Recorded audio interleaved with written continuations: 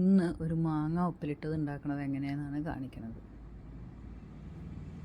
പച്ചമാങ്ങ നുറുക്കി വെച്ചിട്ട് അരിഞ്ഞു വെച്ചിട്ടുണ്ട്. ഇനി അത് ചെറിയ ചെറിയ കഷ്ണങ്ങളാക്കി അരിഞ്ഞു വയ്ക്കണം. ഇതേപോലെ കുഞ്ഞു കുഞ്ഞു കഷ്ണങ്ങളാക്കണം, എന്നാലാണ് നന്നാവുക.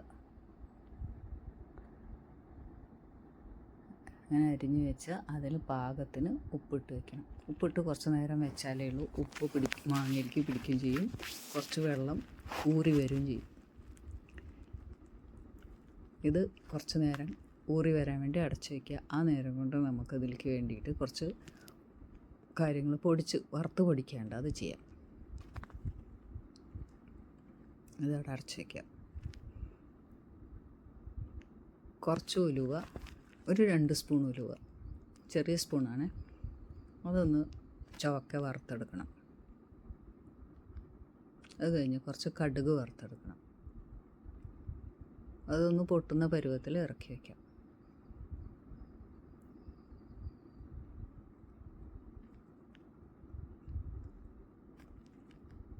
പിന്നെ ഒരു കഷ്ണം കായവും കൂടി വറുത്തെടുക്കണം.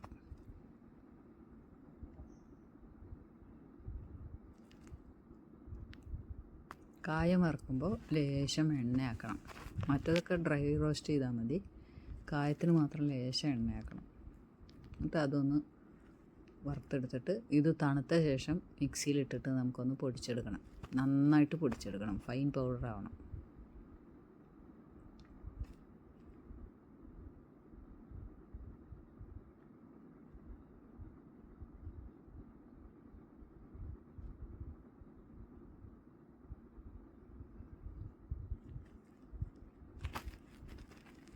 ഇങ്ങനെ പൊടിച്ചെടുക്കണം.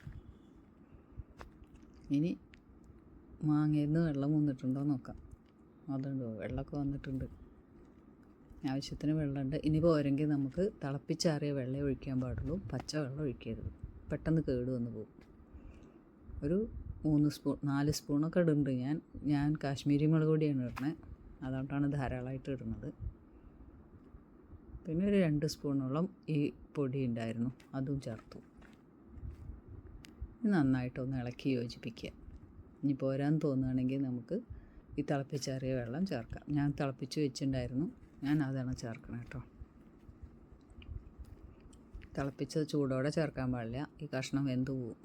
അത് തണുപ്പിച്ച ശേഷം ഒഴിക്കാവൂ. നമ്മളുടെ ആവശ്യത്തിനനുസരിച്ച് വെള്ളം ചേർക്കാം. നല്ല ടേസ്റ്റാണ്.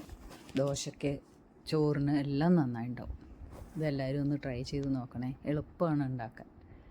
അപ്പോൾ എല്ലാവർക്കും ഇഷ്ടപ്പെട്ടാൽ ലൈക്ക് ചെയ്യുക, കമൻറ്റ് ചെയ്യുക, ചാനൽ സബ്സ്ക്രൈബ് ചെയ്യുക. അപ്പോൾ അത്രയേ ഉള്ളൂ, മാങ്ങ അച്ചാർ റെഡി. അച്ചാറെന്നോ ഉപ്പിലിട്ടതെന്നോ എങ്ങനെ വേണമെങ്കിലും പറയും. ഞാൻ ഇനി അതൊരു ഗ്ലാസ് ജാറിലേക്കാണ് മാറ്റി വയ്ക്കേണ്ടത്. ഗ്ലാസ് ജാറിലോ പ്ലാസ്റ്റിക് ജാറിലോ എന്തിൽ വേണമെങ്കിലും ആക്കാം, പക്ഷേ സ്റ്റീൽ പാത്രത്തിലാക്കി വയ്ക്കാൻ പാടില്ല, അത് പെട്ടെന്ന് പാത്രം കേടുവരും. ഞാൻ ഇതിലേക്ക് വിനാഗിരി ഒന്നും ചേർത്തിട്ടില്ല കേട്ടോ. അപ്പോൾ അത്രയേ ഉള്ളൂ. എല്ലാവർക്കും താങ്ക് യു.